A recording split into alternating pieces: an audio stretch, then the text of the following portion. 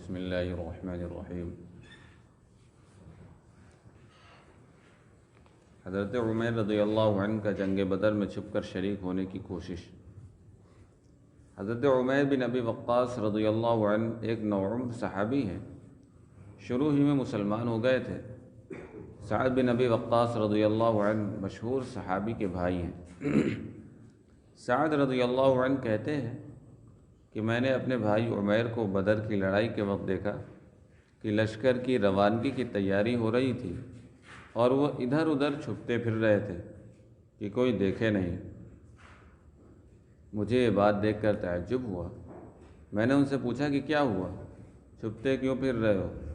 کہنے لگے مجھے یہ ڈر ہے کہ کہیں حضور اقدس صلی اللہ علیہ وسلم مجھے نہ دیکھ لیں اور بچہ سمجھ کر جانے کی ممانعت کر دیں کہ پھر نہ جا سکوں گا، اور مجھے تمنا ہے کہ لڑائی میں ضرور شریک ہوں۔ کیا بعید ہے، اللہ تعالیٰ مجھے بھی کسی طرح شہادت نصیب فرمائے۔ آخر جب لشکر پیش ہوا تو جو خطرہ تھا وہ پیش آیا، اور حضور اقدس صلی اللہ علیہ وسلم نے ان کے کم عمر ہونے کی وجہ سے انکار فرما دیا، اور جو خطرہ تھا وہ سامنے آ گیا، مگر شوق کا غلبہ تھا، تحمل نہ کر سکے اور رونے لگے۔ حضور اقدس صلی اللہ علیہ وسلم کو شوق کا اور رونے کا حال معلوم ہوا تو اجازت عطا فرما دی۔ لڑائی میں شریک ہوئے اور دوسری تمنا بھی پوری ہوئی کہ اسی لڑائی میں شہید ہوئے۔ ان کے بھائی سعد رضی اللہ عنہ کہتے ہیں کہ ان کے چھوٹے ہونے اور تلوار کے بڑے ہونے کی وجہ سے میں اس کے تسموں میں گرہیں لگاتا تھا تاکہ اونچی ہو جائیں۔ دو انصاری بچوں کا ابو جہل کو قتل کرنا۔ حضرت عبد الرحمن بن عوف رضی اللہ عنہ مشہور اور بڑے صحابہ میں ہیں۔ فرماتے ہیں کہ میں بدر کی لڑائی میں میدان میں لڑنے والوں کی صف میں کھڑا تھا۔ میں نے دیکھا کہ میرے دائیں اور بائیں جانب انصار کے دو کم عمر لڑکے ہیں۔ مجھے خیال ہوا کہ میں اگر قوی اور مضبوط لوگوں کے درمیان ہوتا تو اچھا ہوتا کہ ضرورت کے وقت ایک دوسرے کی مدد کر سکتے۔ میرے دونوں جانب بچے ہیں، یہ کیا مدد کریں گے؟ اتنے میں ان دونوں لڑکوں میں سے ایک نے میرا ہاتھ پکڑ کر کہا، چچا جان تم ابو جہل کو بھی پہچانتے ہو؟ میں نے کہا ہاں پہچانتا ہوں، تمہاری کیا غرض؟ اس نے کہا مجھے یہ معلوم ہوا ہے کہ وہ رسول اللہ صلی اللہ علیہ وسلم کی شان میں گالیاں بکتا ہے۔ اس پاک ذات کی قسم جس کے قبضے میں میری جان ہے، اگر میں اس کو دیکھ لوں تو اس وقت تک اس سے جدا نہ ہوں گا کہ وہ مر جائے یا میں مر جاؤں۔ مجھے اس کے سوال و جواب پر تعجب ہوا۔ اتنے میں دوسرے نے یہی سوال کیا، اور جو پہلے نے کہا تھا وہی اس نے بھی کہا۔ اتفاقاً میدان میں ابو جہل دوڑتا ہوا مجھے نظر پڑ گیا۔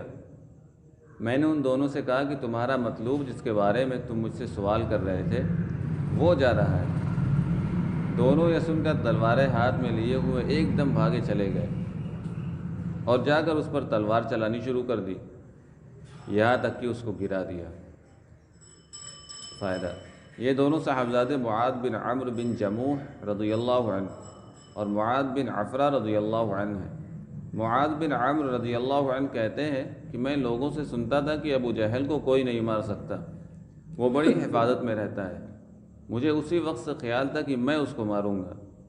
یہ دونوں صاحبزادے پیدل تھے اور ابو جہل گھوڑے پر سوار تھا، صفوں کو درست کر رہا تھا۔ جس وقت عبد الرحمن بن عوف رضی اللہ عنہ نے دیکھا اور یہ دونوں دوڑے تو گھوڑے سوار پر براہ راست حملہ مشکل تھا، اس لیے ایک نے گھوڑے پر حملہ کیا اور دوسرے نے ابو جہل کی ٹانگ پر حملہ کیا، جس سے گھوڑا بھی گرا اور ابو جہل بھی گرا اور اٹھ نہ سکا۔ یہ دونوں حضرات اس کو ایسا کر کے چھوڑ آئے تھے کہ اٹھ نہ سکے، وہیں پڑا تڑپتا رہے، مگر معوذ بن عفرہ رضی اللہ عنہ ان کے بھائی نے اور ذرا ٹھنڈا کر دیا کہ مبادا اٹھ کر چلا جائے، لیکن بالکل انہوں نے بھی نہ نمٹایا۔ اس کے بعد عبداللہ بن مسعود رضی اللہ عنہ نے بالکل ہی سر جدا کر دیا۔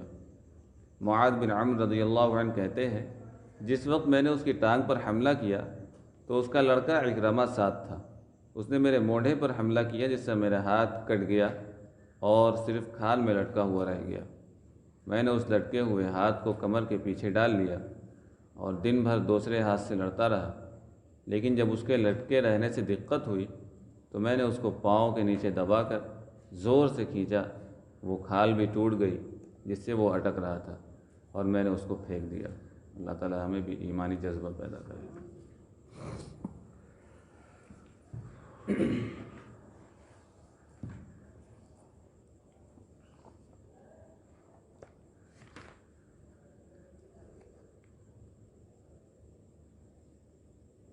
مسئلہ: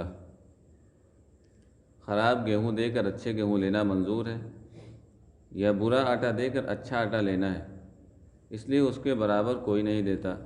تو سود سے بچنے کی ترکیب یہ ہے کہ اس گیہوں یا آٹے وغیرہ کو پیسوں سے بیچ دو کہ ہم نے اتنا آٹا 2 آنے کو بیچا، پھر اسی 2 آنے کے عوض اس سے وہ اچھے گیہوں یا آٹے لے لو، یہ جائز ہے۔